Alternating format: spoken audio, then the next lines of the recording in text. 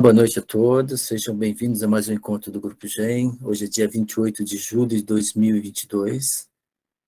Nós vamos dar continuidade ao capítulo 6 da Gita de 18 versos, de 18 capítulos, perdão. O Yoga da Meditação ou Yoga da Contemplação. Então, eu deixo a palavra a Rubens para que prossiga com os estudos. Muito obrigado a todos, e você em especial, Rubens. Obrigado. Boa noite a todos, uma vez mais, com alegria que a gente retoma esse estudo depois de uma pequena pausa, pequena interrupção. E hoje nós vamos dar sequência, então, dentro daquele nosso esquema, né? A leitura do 6º capítulo, como o Vanildo lembrou, né? Chamado Dhyana Yoga, Ciência da Meditação, Atma Samyama Yoga, o Yoga da Harmonia do Espírito. Tem outras formas de ser chamado. O nosso primeiro encontro sobre esse 6º capítulo, nós fizemos a leitura até o verso 26. Então, hoje, sem a gente ser assim muito pretensioso, e como é a primeira leitura, a ideia é terminar esse capítulo, conversar um pouquinho, quem sabe, e por hoje acho que está bom. Aí na semana que vem a gente faz aquela leitura acompanhado com um verso em sânscrito e discutindo um ou outro verso, dependendo do interesse. Hoje ainda só para dar uma ideia maior sobre o capítulo, né? Como nós vimos, o capítulo 6º, ele dá sequência aos ensinamentos do 5º capítulo, que é sobre a ação altruísta e sobre a renúncia ao fruto da ação. E a partir do verso 10º desse capítulo, a gente percebe que já entra diretamente no tema da arte e da ciência da meditação e quais são os seus pré-requisitos. Então, é isso que nós viemos discutindo dos versos 10 até o verso 26. Então, hoje a gente vai dar sequência a essa apresentação que o Sr. Krishna está fazendo para Arjuna sobre a arte e a ciência da meditação de uma maneira nova, de uma maneira que ele mesmo diz que é uma forma que ele ensinou os grandes mestres do passado e pouquíssimas pessoas tiveram acesso a essa formulação, que é uma formulação diferente do que estava em voga, do que estava sendo codificado nos principais textos, ou aquilo que a gente vê, por exemplo, nos Yoga Sutras de Patanjali. Claro que tudo aquilo é riquíssimo, mas aqui tem algum pequeno diferencial, e é isso que caracteriza o Shuddha Yoga, né? Nós estamos seguindo essa edição, só para lembrar, né, aqui, do George Florenstein, né? Essa Gita. Podiam ser várias outras, mas o interessante dessa é que ele é um scholar, ele traz o sânscrito com o Devanagari, os diacríticos e também a tradução de alguns termos. E nos versos que nós fomos ler, né, onde a gente não respeitar a tradução dele, a gente olha, ou aquelas outras guitas que nós já viemos consultando, ou a guita online mesmo, que a gente também está acostumado a ver. Mas para essa primeira leitura, para a gente ter uma ideia geral, é mais do que suficiente a gente seguir o Florenstein. Então, eu vou ler o verso 27. Aliás, eu vou reler o 26 para a gente retomar, né? Verso 26.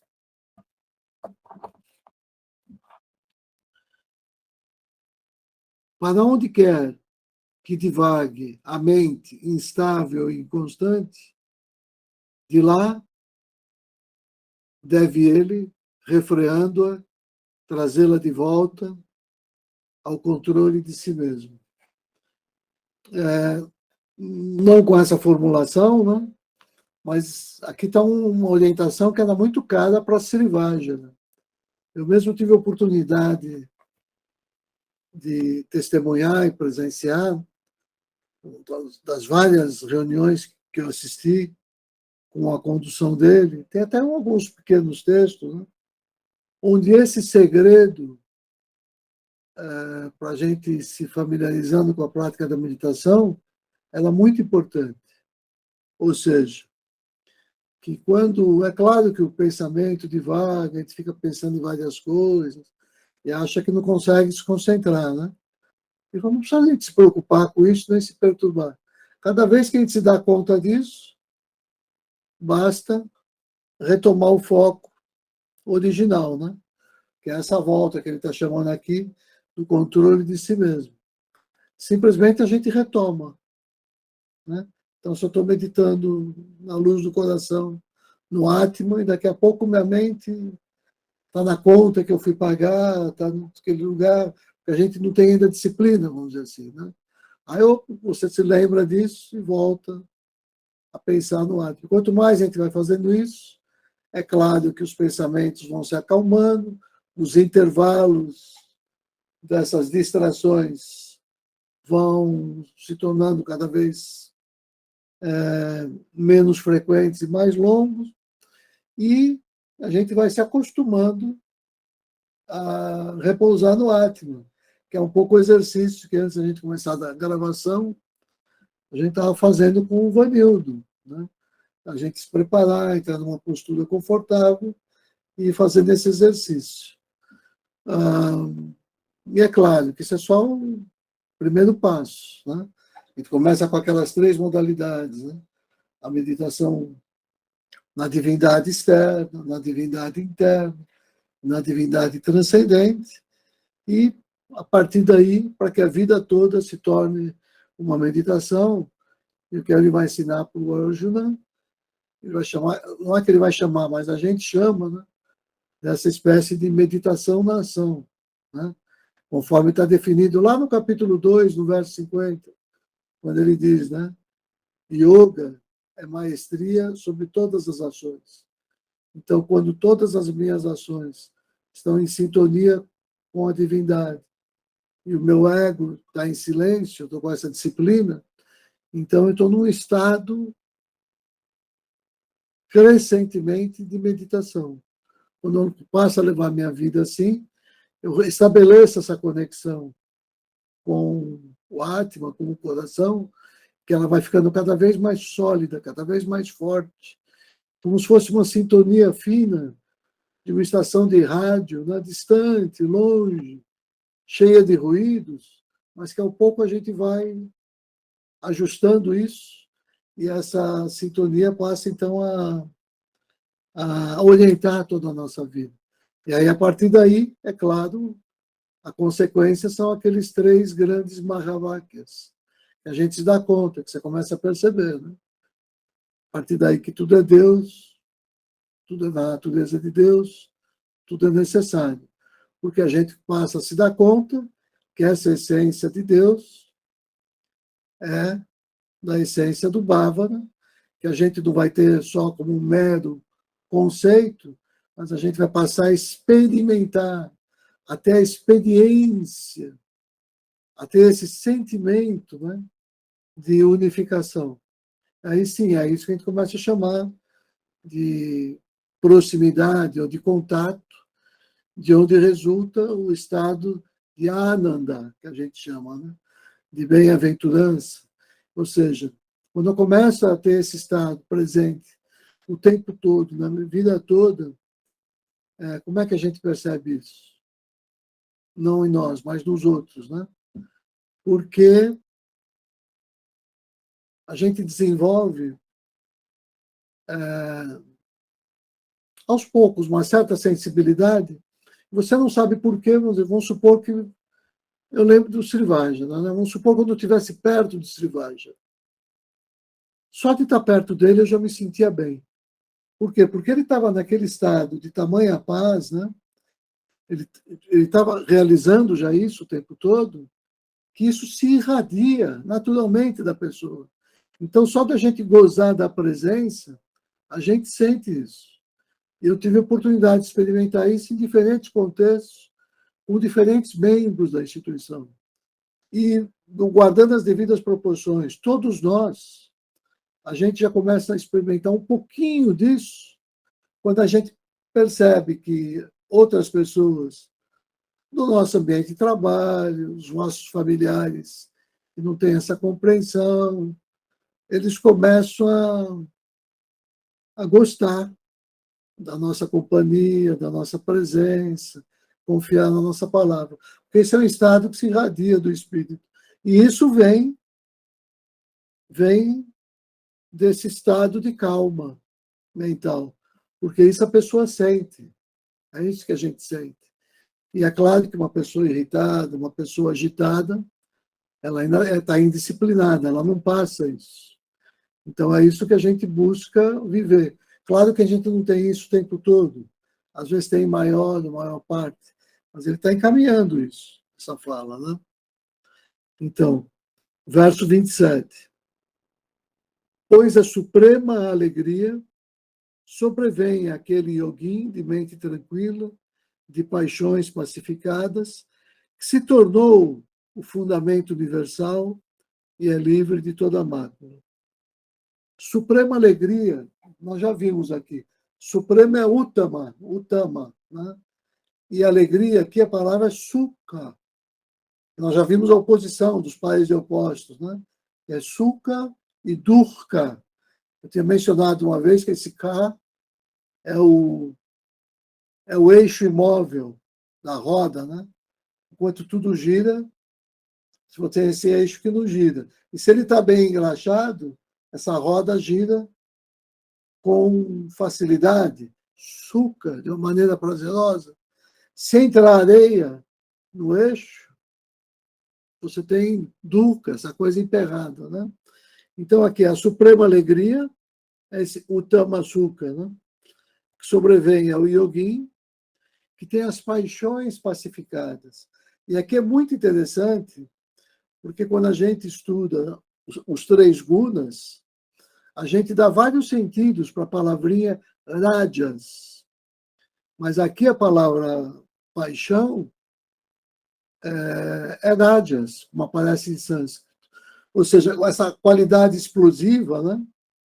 Quando ela se encontra subjugado a sátiva. Eu já começo a entrar nesse caminho. Então, ele diz, de mente, paixões pacificadas, que se tornou o fundamento universal, né? Ou seja, se tornou um ser, em sânscrito está Brahma Bhutan, né? Bhutan quer dizer esse ser, né? Ou se tornou Brahma, se tornou próximo, parecido com o Brahman. Ou seja, a gente está comungando. É um ato da nossa tradição ocidental, a gente chama de comunhão com a divindade. Quando você, por exemplo, o Senhor Jesus ensinou para comungar do Espírito dele por meio daquela celebração, para que fosse lembrado. Então, esse estado de comunhão, claro que aqui no nosso sentido a gente está indo um pouco, talvez até além do que essa ideia como apresentada, mas é uma ideia próxima. É a ideia de você se unificar com a divindade, né? Então, verso 28. Jungindo sempre a si mesmo dessa maneira, o yogin, cujas máculas se foram, alcança com facilidade a infinita alegria no contato com o fundamento universal. Então, de novo, infinita alegria, na alegria aqui, no sânscrito, a palavra é sukha que aparece. Que esse su, esse prefixo, quer dizer de bom, né? De bom funcionamento. É igual naquele símbolo que foi desvirtuado pelo nazismo, né? Que é a suástica.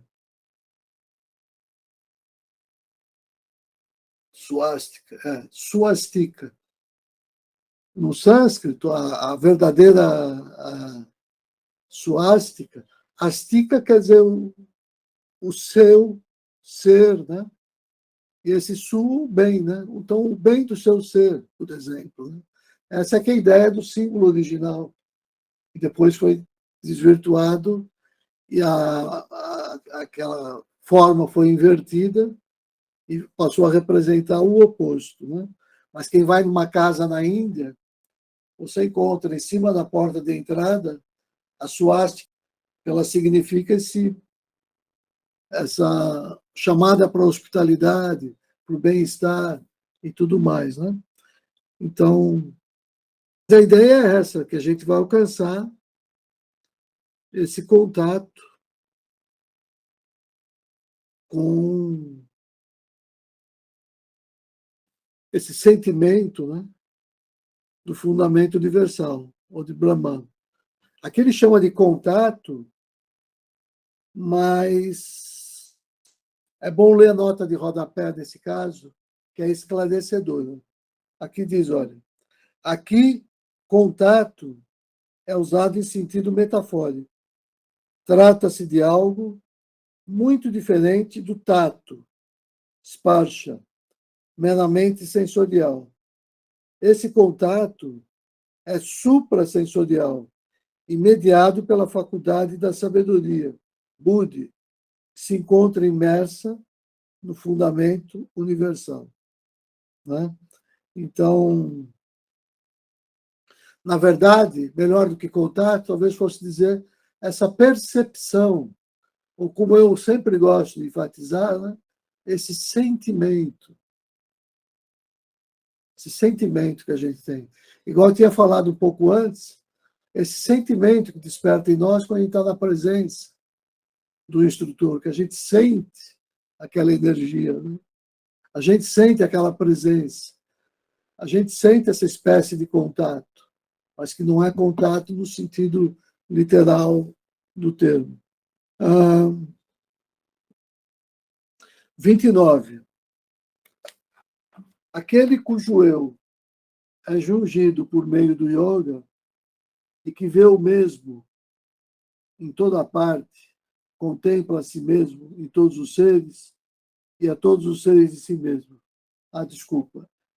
Aquele cujo eu é jungido por meio do yoga e que vê o mesmo Shamadarshana em toda parte, contempla a si mesmo em todos os seres e a todos os seres em si mesmo, vai continuar, né? Então, para aquele que vê a mim em toda parte, em todas as coisas em mim, não estou perdido para ele, nem ele para mim.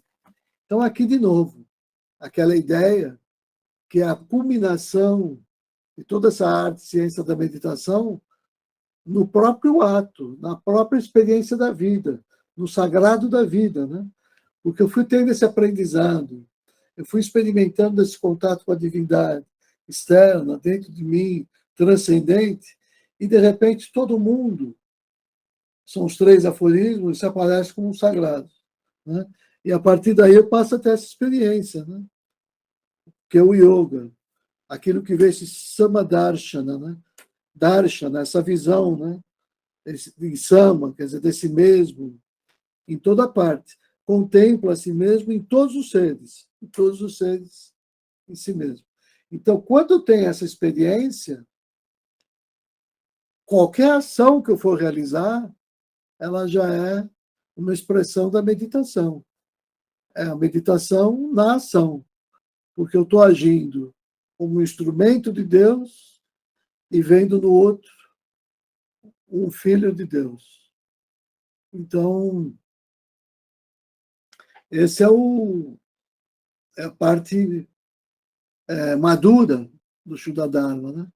Quando a vida toda se torna yoga, um ato de meditação. O 31.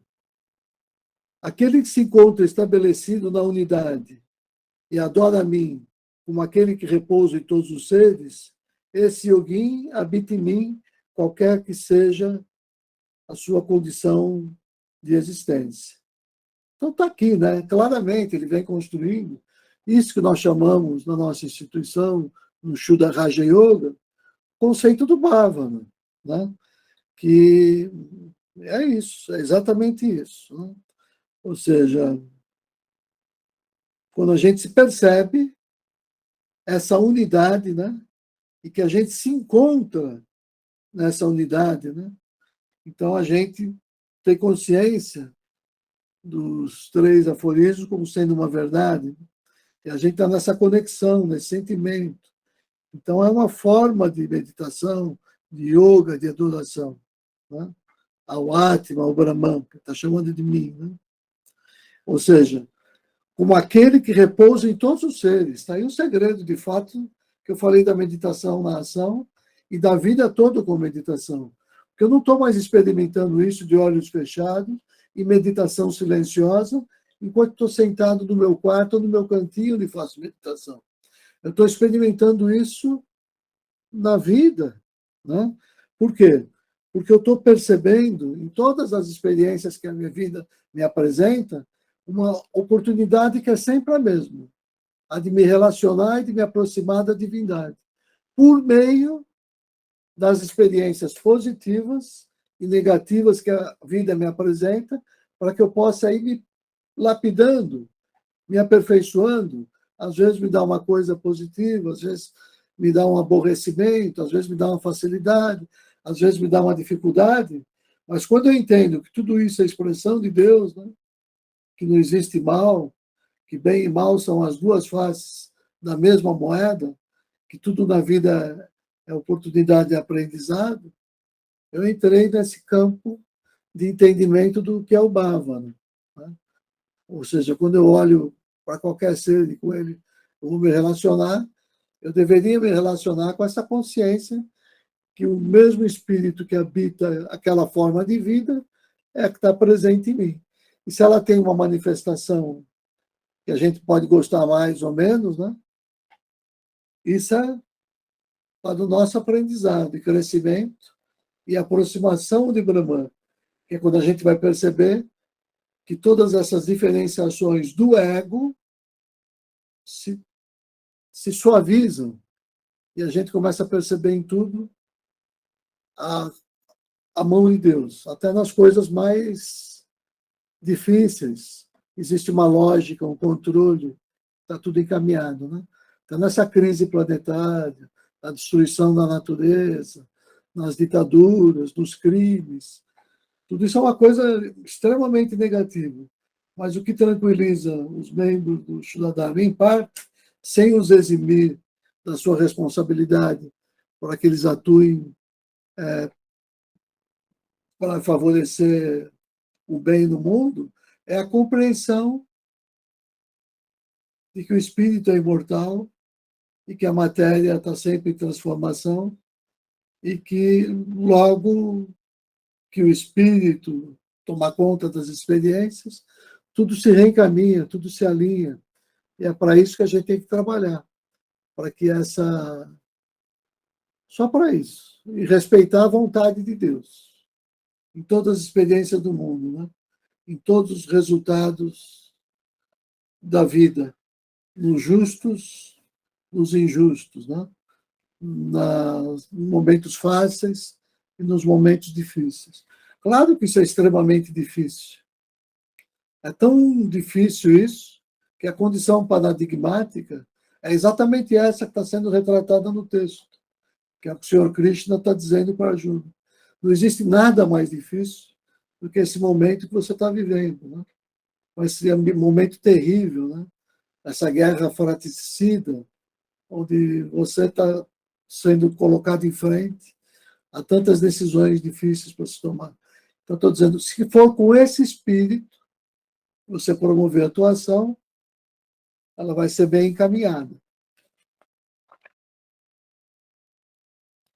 Então, verso 32.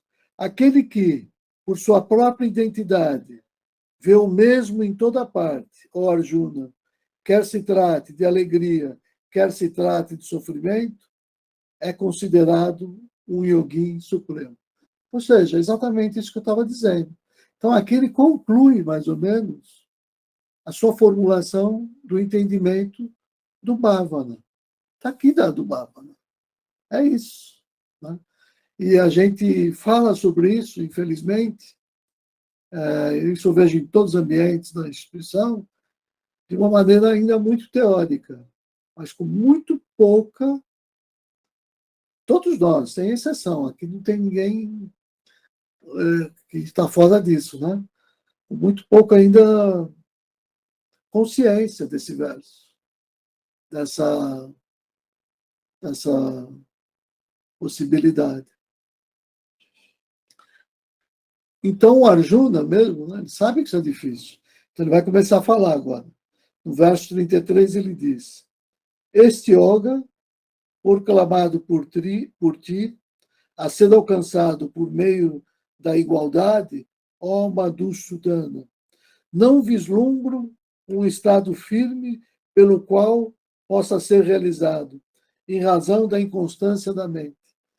Ou seja, um discípulo da classe de Arjuna diz: Isso que você está me pedindo para realizar o Bhavana, para ter essa compreensão, essa mente equânime e realizar os estados de meditação, isso é impossível. Eu não consigo meditar no Atma ou ver o Atma em todas as coisas e nada além do Atma. Minha mente está sempre controlada pelo ego, controlada pelos gunas, pela paixão de Raja. É muito difícil que isso se acalme na harmonia de Sattva. Né? Então, o Arjuna já coloca. Olha, se o Arjuna coloca isso, imagina para qualquer um de nós, né? Quanto ainda falta. Inconstante, com efeito, é a mente, ó Krishna. É impetuosa, forte e obstinada. Penso que controlá-la é dificílimo, tão difícil quanto controlar o vento. Está aí. Né? Então, em resposta, o Senhor Krishna diz, no verso 35, sem dúvida, ó Arjuna dos braços fortes, a mente é inconstante e difícil de refrear, mas pode ser agarrada pela prática e pela impassibilidade, ó filho de Kunti. Então, aqui vale a pena a gente olhar essas duas palavrinhas muito importantes para nós e que ele traduziu por prática e impassibilidade. Eu prefiro manter o sânscrito, né? Que são termos técnicos da nossa disciplina. O que ele chama de prática é abhyasa. Ele fala abhyasa yoga, né? É esse tipo de prática, é essa que está sendo sugerida aqui. É a prática, a parte prática, é a abhyasa. E o que ele chamou de impassibilidade, que para a gente não é a melhor tradução, é o Vairagya. E às vezes a gente ouve as pessoas falando Vairagya, né? É Vairagya. É que a gente vai aportuguesando os termos do sânscrito, porque nós recebemos todo esse material dos textos da Índia, sem ainda aquele cuidado com os diacríticos. Então a gente ia lendo segundo as palavras do nosso idioma. Então virou Vairagya, virou Suda ao invés de Shuddha, mas depois aqui e ali a gente ou corrige ou então mantém, né? Dependendo do que o grupo vai, sem perceber, resolver. Então, Abhyasa e Vairagya são os dois polos complementares de todos os tipos de vias espirituais. A palavra Vairagya significa concretamente o desapego de tudo que procede dos sentidos, da mente e do ego. E poderia ser traduzida também como indiferença, o desgosto pelas coisas do mundo. Esse entendimento é que eu nunca gostei. E aqui, de novo, não é o entendimento que a gente faz, né? Porque não é indiferença ou desgosto pelo mundo, não é isso. Não é isso. é um estado de equanimidade, né? Onde você não é indiferente. Na verdade, é impessoalidade, né? É o exercício quando você de fato é impessoal, ou seja, você não age de maneira apaixonada, beneficiando os que você gosta e prejudicando os que você não gosta. Você é equânime, né? Então, isso é que, que ele chama de indiferença aqui, é a equanimidade. Então, isso não é desgosto pelas coisas do mundo. Isso é simplesmente é o neutro, não é desgosto, ou seja, uma coisa que não te agrada. É falta de gosto no sentido de você não vai se apaixonar por isso, é nesse sentido. Não é que é desgosto, que você está desgostoso. Não, é que aquilo não te move. Você está impassível, né? Aquela paixão não te toca. Não é que você desgosta, é que ela não te controla, né? Então, 36. O yoga é difícil de obter para o eu insubmisso. Essa é a minha convicção. Mas para o eu sob controle, é possível, com empenho, obtê-lo pelos meios adequados. Na verdade, quando ele chama aqui de eu insubmisso, é a mente descontrolada, né? Deixa eu ver aqui, 36.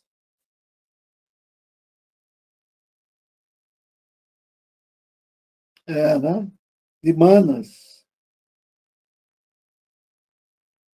A Samyati. Deixa eu ver aqui direitinho, para ter certeza.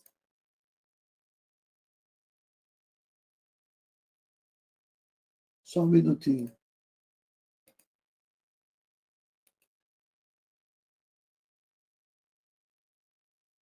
É isso.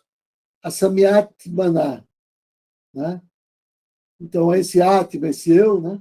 Que aqui ele está traduzindo como mente, porque o Atma é um pronome, ele se refere tanto a esse eu superior, o eu maior, como aquele eu da nossa individualidade pessoal, que às vezes a gente identifica com a mente. Por isso que ele traduziu esse eu insubmisso, e eu já vi também como mente descontrolada. Mas a gente faz isso lembrando que, na verdade, eu estou me referindo ao eu. Eu não sei como é que está no nosso texto. Depois o Vanildo podia fazer essa paralelo se ele tiver o texto aí em mão, né? Então, esse yoga é difícil de controlar. Mas para o eu sob controle, né? Ou seja, para o eu sob controle, como é que ele chama aqui? É Vashyatmana. Vashya Atman, né? Aquele que tem o eu controlado, né? Então, para esse, é possível, com empenho, obtê-lo pelos meios adequados. O que é que a gente chama desses meios? De novo, é uma palavrinha muito cara para a gente, a gente chama de upaya. Upaya. Upaya é isso, são esses meios, né?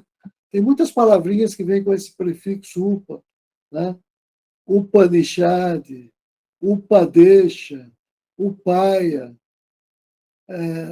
Tudo isso são palavras de uma mesma família, que tem essa ideia ligada ao ensinamento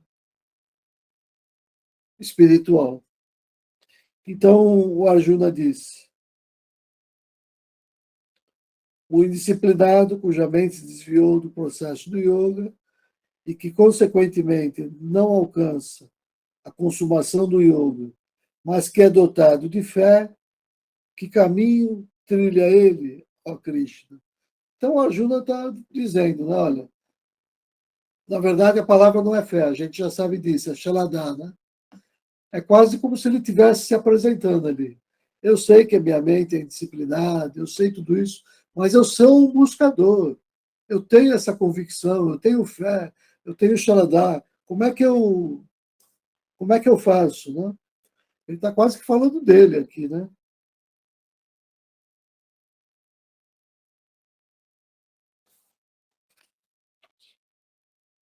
Então, eu vou pular essa parte que não é o verso, porque não aparece. Vou direto para o 38 aqui. Acaso o que não obtém sucesso em ambas, abiaça e vaideigia, a prática e impassibilidade, não perece como uma nuvem fendida, sem alicerce, desvirtuado no caminho do fundamento universal, ou seja, no caminho para Brahman, ó Krishna dos braços fortes. Pode-se sanar completamente essa dúvida minha, ó Krishna. Ninguém, senão tu, se apresenta para sanar essa dúvida. Então responde o Senhor Krishna no verso 40. Ó filho de Prita, nem aqui na terra, nem no mundo acima, ou seja, depois da morte, sofrerá ele a destruição, pois ninguém que faz o bem segue um caminho ruim, ó filho. E o bem aqui, a palavra em sânscrito é kalyana. Às vezes aparece também uma série de textos. Eu conheço até algumas pessoas que dão nome para as filhas de Kalyana. Eu já vi muita gente assim, com esse nome, né? Porque representa o bem. Então, 41. Chegando aos mundos dos que praticam a virtude e ali residindo por infindáveis anos, o que falhou no yoga nasce novamente numa família de pessoas puras e auspiciosas. Olha que interessante. Ele está dando os processos, né? Se você tem esse fervor, esse ardor, ainda que tua vida está ainda indisciplinada, quando você morrer, você vai ser preparado lá, e quando voltar para cá, mais ainda, vindo para uma família que vai te dar as condições de você seguir mais rapidamente. Por quê? Porque todo o teu esforço, todo o teu empenho é como se fosse uma poupança que você está fazendo para o teu próprio bem. Né? São essas coisas que você carrega com você. Então, é isso que ele diz, né? Então, nada que se perde, né? Ali, 43, alcança ele a união com a faculdade da sabedoria. Essa união com a faculdade da sabedoria, né? No sânscrito seria faculdade da sabedoria Buddhi. E essa união Samyoga. Então é Buddhi Samyoga. Alcança Buddhi Samyoga. Porque isso vai ter sido amadurecido em sua existência anterior. E mais uma vez ele se empenha pela consumação, ou seja, até chegar à realização espiritual, até a pessoa de fato se tornar alguém que não reencarna mais nesse mundo, até que a gente se eleve acima do estágio humano, você teria um ciclo. Está falando desse ciclo, que aqui o pressuposto, obviamente, é esse ciclo eterno, onde todos nós, a priori, já estamos salvos. Né? Só que uns podem gastar mais ou menos tempo nesse trajeto, nesse caminho, porque você vai estar nesse ciclo, vai aprendendo aos poucos, até se libertar dessa roda de samsara, né? Para chegar nos estágios de nirvana ou de Brahma Nirvana. Você não, se você começou a se dar conta numa vida, pode levar algum tempo para você fazer essa realização de uma maneira perfeita e bem acamada. Mas aqui já você já começa a ter esses benefícios. E também na vida depois da morte, e também quando renasce. Você vai renascer num ambiente propício onde você vai poder desenvolver todos os seus dons. 44. Em virtude de sua prática na vida anterior, ele é levado adiante, mesmo contra a vontade, se tiver o mesmo desejo de conhecer o yoga, transcenderá o fundamento universal sonoro. É que a tradução fica difícil de entender, né? Na verdade, ele vai chegar lá no Shabda Brahman. Shabda Brahman é essa ideia do som, né? Igual do Om, dos mantras, e toda essa parte ligada ao som, aos sons, né? Então ele está falando dessa realidade, desse universo místico, onde o Senhor Deus também se manifesta sobre essas formas, né? Das sílabas místicas.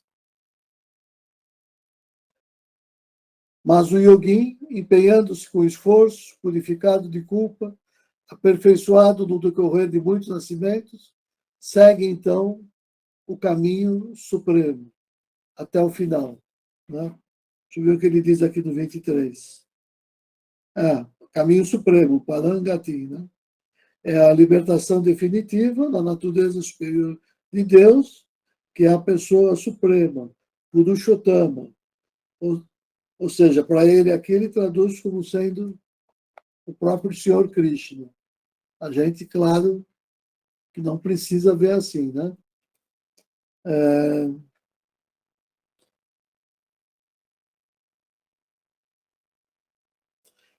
O yogin é maior que os ascetas.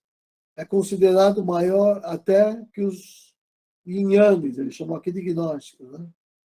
E é maior do que os que executam ações rituais. Esses que executam os yinyanes, é como se fosse aquela classe que a gente tinha visto antes. A gente dividia lá nos Vedas, né? Você tinha o Jnana Kanda e o Karma Kanda. Os Jnanas seriam os ascetas, os sannyasins daquele período védico. E os que executam ações rituais seriam aqueles religiosos que não tinham abandonado a vida em sociedade, em família, ou que exercem o sacerdócio religioso, mas nesse ambiente do mundo. Ele vai dizer que acima do estado do religioso, acima do estado do instrutor religioso, acima do estado de um sannyasин, de um renunciante, de um asceta, está esse praticante do Shuddha Yoga. Ou seja, a pessoa que pratica o Shuddha Yoga, só com essa prática, você tem acesso a essas esferas, né? Que não necessariamente os membros que exercem funções alcançam. Eles podem ou não, igualmente para eles está dado, a todos está dado, né? Agora, se você for no yoga, se você se tornar esse praticante, você alcança, daí vem essa autoridade. E dentre todos os yogins, ele diz, aquele que me adora com Shraddha e cujo eu íntimo encontra-se absorto em mim, esse é tido como mais ungido a mim. Ou seja, aquele que está mais próximo de Deus. É aquele que faz tudo isso com Shraddha. Terminou. Então, hoje foi um pouco mais curta a minha fala, porque é só essa leitura. E eu devolvo, então, a palavra para o Vanildo. Tranquilo, Benção. Eu só queria falar uma coisinha aqui, que é de suma importância, que são as duas palavras, tanto Abhyasa como Vairagya, né? Acho que é Vairagya. Então, o capítulo que está lá, que está na Gita da Shuddha Dharma, é o 635 da 18, e na nossa é o 14:3. Então, fala assim, tu de justo poder, a mente é inconstante e, sem dúvida, é difícil de controlar. Não obstante, ela pode ser dominada pela prática de Abhyasa, Yoga, entre parênteses, convergência, Ocalteia, e através de Varadya, ou, entre parênteses, desapaixonamento nas relações sociais e pessoais, como em todas as ações. Eu acho que aqui fica bem mais claro do que como está lá. E isso é de fundamental importância, fundamental. Quer dizer, a prática, porque o que eu tenho reparado, o Rubens, que tudo que a gente tem estudado, tudo, absolutamente tudo que a gente tem estudado, nos leva para a prática. Não é para ficar elucubrando as coisas. Tudo, absolutamente tudo. Inclusive, a história de Arjuna com Krishna vai, faz alguma coisa, se movimenta. Inclusive, esses dias eu estava vendo uma, uma definição muito interessante de amor. Assim, amor não é o que você sente. Amor é o que você faz. Qual é a ação prática que você faz a partir desse ponto, que vai validar esse sentimento? Que é o impulso que Krishna está fazendo. Tem que fazer com amor, tem que fazer com esse sentimento, mas tem que fazer algo. Então, quando naquele momento você falou, você leu aqui, estava explicando o Bhava, ela é ação, ela não é para ser entendida. O Bhava não é para ser compreendido. Porque quando você fala Bhava não é tudo, uma vez eu estava num congresso, eu pergunto o que é Bhava. Eu falei, Bhava não é tudo. Ficou todo mundo parado, assim. Mas é tudo. O entendimento de que tudo é um, de que um é todo, aquele falou isso o tempo todo, percebe? É uma compreensão. E trazer isso para o dia a dia, como é que você faz isso? Nas relações com as pessoas. Um cara que te pede uma coisa na rua, é a mesma pessoa que você dá o tratamento com uma pessoa que é teu parente, você percebe? Então, é exigido de você, na medida que você vai compreendendo, as ações necessárias para cada caso, para cada situação da vida.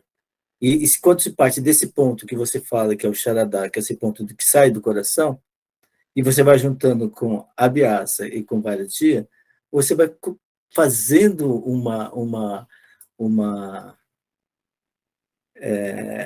forma de agir com a prática dentro dos preceitos. Nós estamos usando esse porque esse parece que tocou mais o coração da gente, mas tenho absoluta certeza, se eu falar com um judeu e falar nesses termos, ele vai entender o que eu estou falando, com outras palavras, porque o sentimento é o mesmo. Se eu falar com um budista, ele vai entender o que eu estou falando, porque o sentimento é o mesmo. É do ser humano, é uma característica do ser humano sentir isso. Né? Então, eu achei extremamente importante esse encontro de hoje, porque vai formando uma coisa, vai formando uma, uma forma de pensar e principalmente de trazer, que eu sempre falo, vamos jogar isso para a prática. Não é fácil, é simples, mas não é fácil. Porque essa prática, né, que é a Abhyasa, é a prática da convergência. E a prática da convergência, que é o que nos remete, que a gente chama também na nossa escola de Brahma Samipya, né? Que é a convergência sintótica para Brahman. Então, a Abhyasa também é isso, a gente praticando para que as nossas ações cada vez mais convirjam para o Atma. E como é que a gente faz isso? O Vairagya. É meio fechado o início, né? A gente no português abre, vai, né? É meio um intermediário, eu também não falo direito. Mas é como se fosse Vairagya, qualquer coisa assim. Que é esse desapaixonamento, né? Você leu muito bem, aí está muitíssimo bem interpretado por Vasudeva na tradução ou na forma com que ele deu para esse verso. Aí, com certeza, é isso que a gente está buscando, né? Que isso não é simples. E o exemplo que você deu, né? Como é que a gente consegue isso? Quando você está com o familiar, quando você está com a pessoa lá, que você encontrou com o morador de rua, é tratar os dois com esse mesmo sentimento de humanidade e de amor. Mas isso significa tratar os dois de maneira distinta. Nós somos iguais, nós somos justos e quando nós tratamos de forma igual o outro, ou nós tratamos cada um de forma diferente. Porque o amor tem que ser o mesmo, mas a necessidade de cada um é que é outro. E é Deus que sabe. Então, às vezes, você pode ser mais duro com um, menos duro com o outro. Se você estiver fazendo isso com amor, está tudo certo. E lembrando que cada um está cumprindo o seu karma, tem alguma razão de estar no estado que está. Se a gente vai dar a mão para levantar, tem que fazer isso com responsabilidade. Porque, às vezes, quando a gente oferece uma ajuda maior do que aquela que é a justa, necessária e merecida, você tira daquela pessoa a oportunidade de passar pela experiência que ela estava, onde ela teria o aprendizado, e devolve ela para o universo dos vícios, de onde ela tinha sido tirada por qualquer espécie de abuso, e que o aprendizado viria por uma experiência difícil, e a gente, por uma espécie de falsa compaixão e falso sentimento de amor, vai lá e ampara do modo errado. Quando às vezes o amparo é deixar a pessoa aprender também. Às vezes a gente aprende nas experiências duras da vida. Desde que você esteja supervisionando isso, vendo com amor. Aí você ajuda quando você sabe que a tua ajuda é para o bem da pessoa. Então, aí entra uma noção muito difícil de entender nos dias de hoje, que é de falsa caridade. Né? Falsa caridade. Atender a necessidade é muito importante, mas tomando cuidado para saber se uma pessoa não fez o seu esforço, se ela não tendo a oportunidade de trabalhar, não trabalhou como deveria, não estudou como deveria. Eu não vou passar cola para ela porque ela não estudou. Isso não é amizade, por exemplo. Né? Ou não vou. Não, agora, se ela aprende que é um esforço, que é a disciplina certa, aí ela está fazendo essa prática de ir convergindo. E aí sim, se ela está com uma certa dificuldade e está se esforçando, o esforço é um sinal que ela merece, como diz o ditado, né? Você dá um passo em direção a Deus, ele dá 2 passos em direção a você. Mas não se esqueça, você tem que dar o primeiro passo. Então, do mesmo modo, vem a ajuda de todas as pessoas do mundo. Se a pessoa quer ajuda, ela tem que dar o primeiro passo para se ajudar. Aí a gente dá 2 em direção a ela.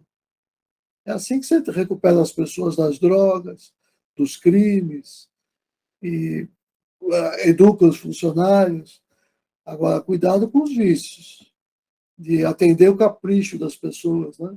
Deixá-las só mais mimadas e viciadas.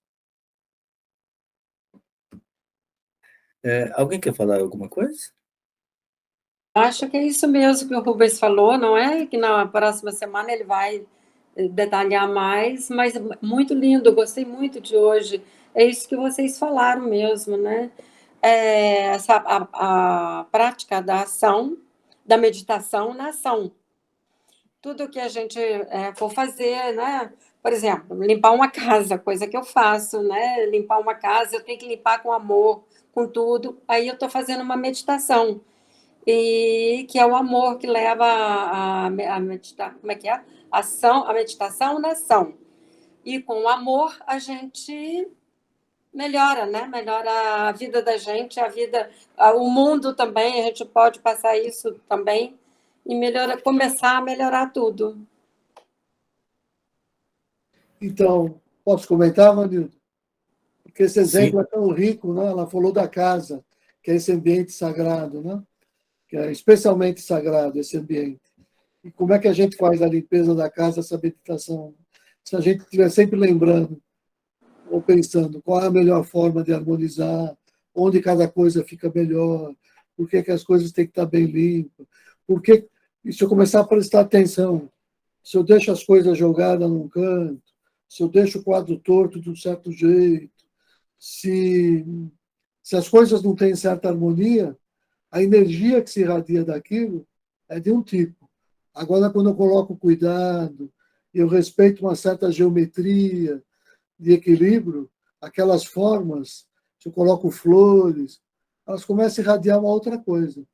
Aí você começa como se tivesse aquele ambiente, fosse o ambiente do templo, onde você identifica que aquilo está atraindo as manifestações do sagrado. Quando começa a prestar atenção e eu faço a minha ação no sentido de atender a tudo isso, isso é uma meditação. Se eu estou limpando, né? Se eu estou limpando, eu começo a me dar conta que a limpeza externa, quando você está fazendo aquele movimento de limpar, você está depurando, na verdade, tudo que tem dentro. Tua cabeça está pensando, você nem percebe, mas se você está se esforçando para limpar, você está processando uma pureza mental. Porque nada do que você faça num nível, você dá também no outro. Então, aí, quando começa a tomar consciência disso, ainda tem a outra parte, que é quando a gente entra no automático sem perceber. Por exemplo, eu comecei a fazer tricô. Daqui a pouco a tua mente se desliga, você nem percebe. E ela começa a pensar em coisas que você nem imaginava. Daqui a pouco ela começa a pensar num problema que você tinha, se desliga de tudo. Você está lá contemplando o tricô, daqui a pouco vem a solução para aquele problema que você nem imaginava. A metáfora é como se fosse computação. A gente tem o que a gente chama as rotinas e as subrrotinas.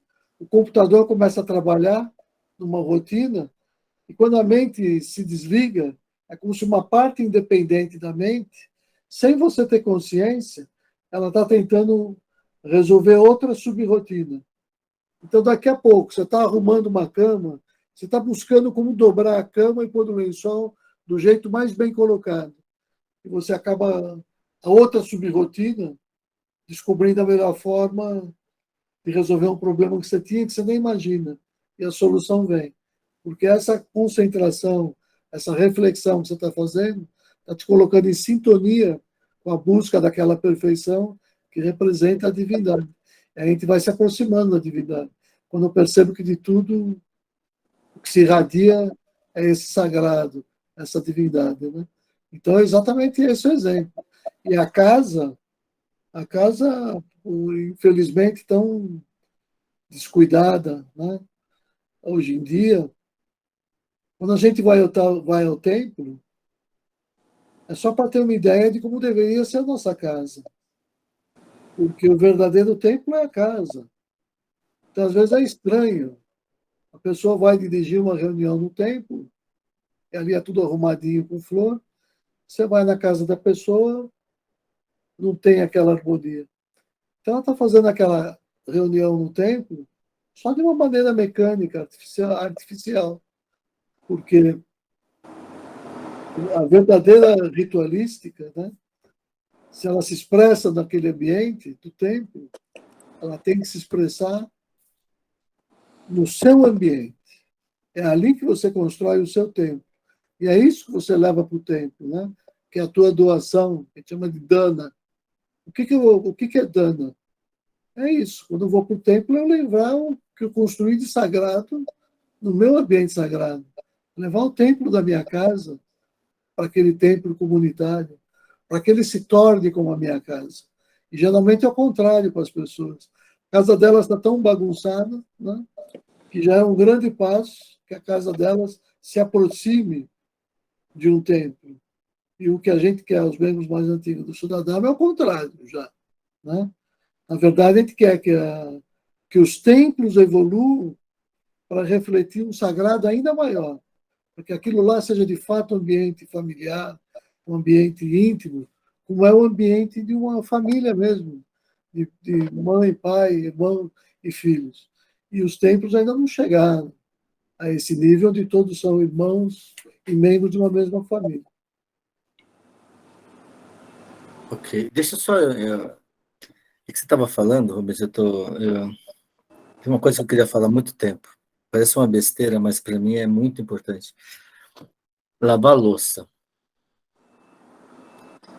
Parece uma coisa tão bobinha, mas o que eu aprendo, eu lavo louça todo dia. Todo dia eu lavo louça. E quanto mais bagunçada tiver a pia, para mim é melhor. Assim, parece uma coisa que você vê que assim é forma, é copo, não sei do que. Aí é a minha mente que está ali, assim, toda bagunçada. Aí eu pego os copos, põe do lado, põe as colheres do outro, aí começa a dar uma arrumadinha, que daqui a pouco, quando eu vejo, está tudo arrumado. Aí eu falo, puxa, isso... É como se a minha mente tivesse automaticamente arrumada, sabe? Eu aconselho todo mundo a lavar a louça, assim, independente. Se vocês não lavam, começa a lavar. Eu acho que é muito legal, muito mesmo, assim. É fantástico, cara, é uma coisa muito... E outra coisa com relação a isso, que está acoplado, é a palavra servir. Você tem um prazer, descubra o prazer em servir, se vocês puderem. É um prazer, não é ser servil, mas é servir, sabe? Está ali, é uma coisa assim, o Dana, levado acho que na última expoente dela, assim, essa doação, mas você vai fazendo as coisas como você está servindo, assim, mas parece que abre os caminhos. Assim, é uma coisa impressionante. Assim. Não faça por isso, não faça para abrir os caminhos, mas faça porque tem esse sentimento. Faça porque isso é importante. Faça porque você sente, porque você põe aquele amor em ação nesse sentido. Você quer falar alguma coisa, cara?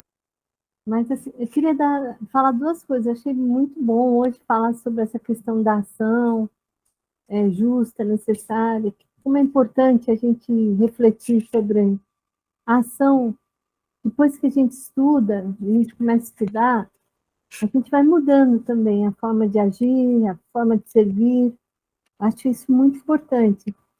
E aí eu também me lembrei de uma palestra do Francisco, que há pouco tempo o Rubens colocou, quando a gente às vezes fala, né, tudo é da natureza de Deus, tudo é necessário, que muita gente usa isso como desculpa para que tudo seja permitido. Mas o Francisco ele sempre complementava, tudo é da natureza de Deus, tudo é necessário, mas aí ele falava assim, mas isso não lhe convém, porque quando você já atinge um certo... Mas nem tudo lhe convém. Mas nem tudo lhe convém, isso. Errei.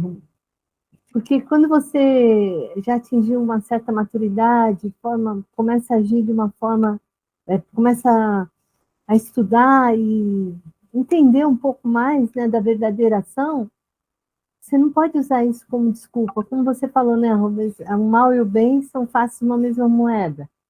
Mas a questão de você se permitir tudo, isso também não é correto, a partir do momento que você adquire um certo conhecimento. Então, aquilo me marcou muito, nem tudo lhe convém. Então, eu acho que isso é muito importante a gente pensar. A outra questão, quando a gente fala da ação, que a gente começa... Você fez um esforço quando vai lavar a louça, por exemplo, Vanildo. Acho que a gente pode pensar em qualquer coisa. De organizar a mente, de você começar a pensar de uma forma mais chuda, pensar no Bhavana como ação. O que é o Bhavana, né? A gente sempre pensava naquela música tão bonita do Bhavana, penso com amor divino que todas as coisas são nascidas, e aí vai, né? Quando a gente fala, eu não me lembro muito bem, mas eu acho que era, penso com amor divino que todas as coisas e seres ou nascido de dentro do Espírito Universal, que a tudo compenetra e a tudo sustém, em uma ordem constante e em vida eterna. Portanto, todos os seres, inferiores e superiores, participam de uma mesma vida e formam, nos espaços infinitos, um só corpo cósmico. Eu me lembro disso também, quando, em todas as ações, quando a gente vai pensar, e como o Rubens falou, você tratar as pessoas às vezes de forma diferente, é que você está tratando como seu igual. Tudo depende do que a pessoa precisa também.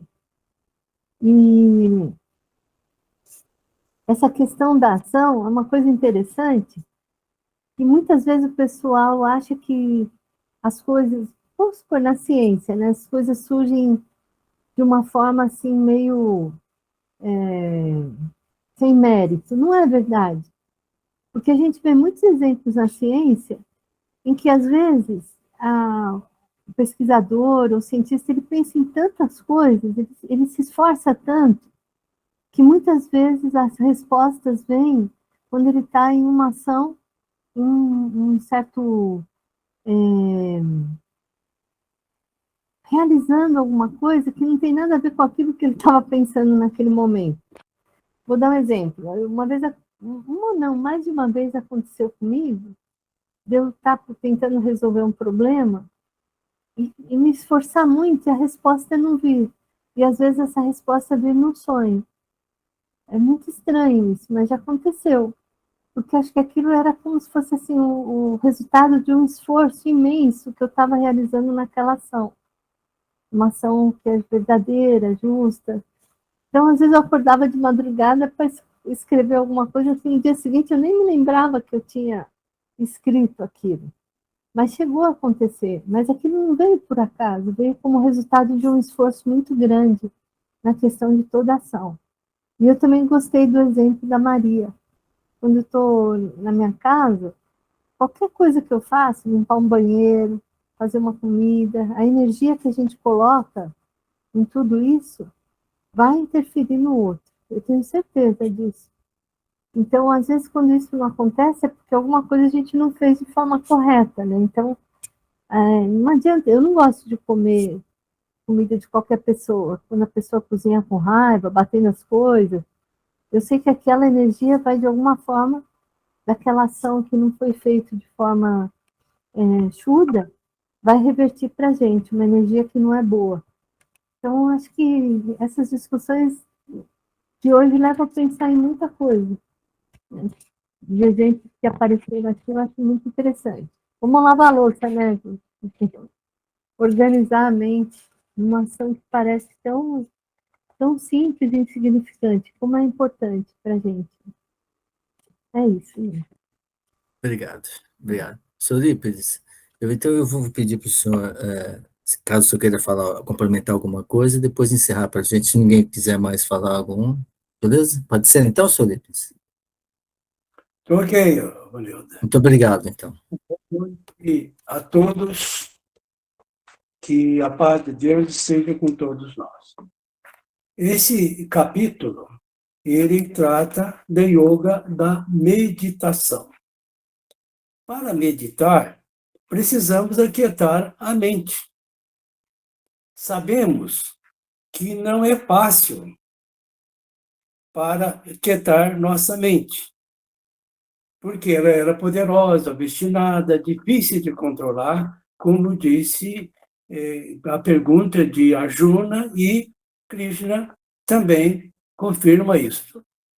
Mas é possível, através da Abhyasa Yoga, né? A convergência.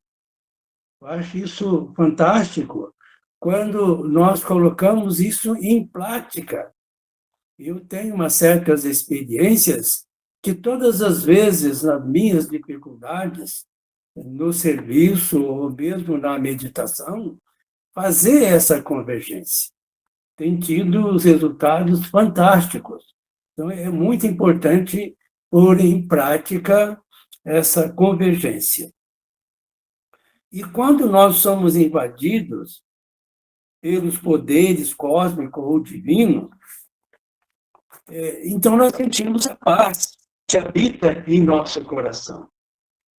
Santa Teresa d'Ávila, naquele livro dela, O Castelo Interior, As Moradas, ela diz o seguinte, que esse Atman, ali ela fala de rei, que tem tantas e tamanhas graças que nenhuma mente mais aguçada que fosse seria capaz de percebê-las todas.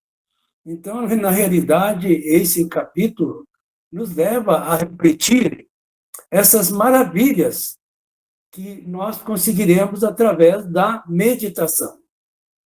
Sabemos que não é fácil, mas é possível através das nossas práticas, dia após dias, meses após meses, anos após anos.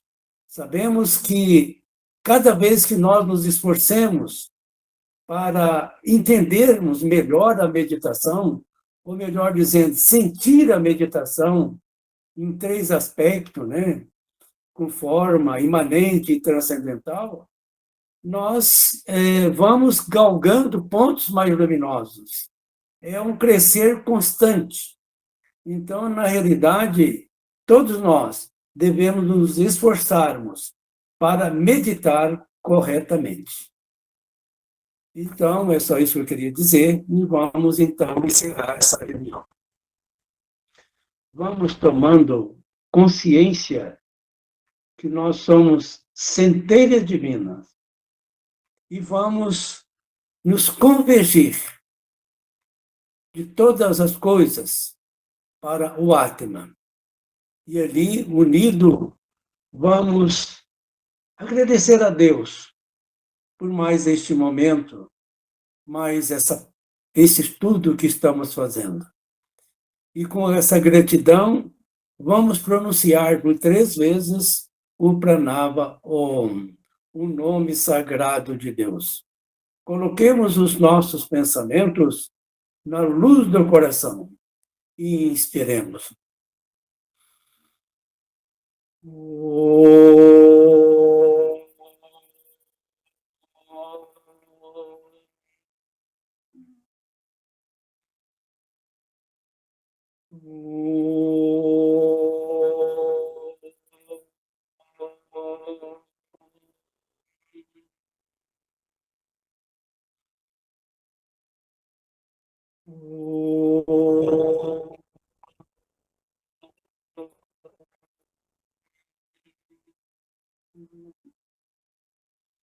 Que haja paz e harmonia em todos os mundos, para todos os seres. Namastê. Namastê. Namastê. Muito obrigado. Boa semana a todos. Namastê. Namastê. Muito obrigado a todos. Muito obrigado mesmo. Namastê. Boa semana. Boa semana. Encerrar a gravação. Tchau. Namastê.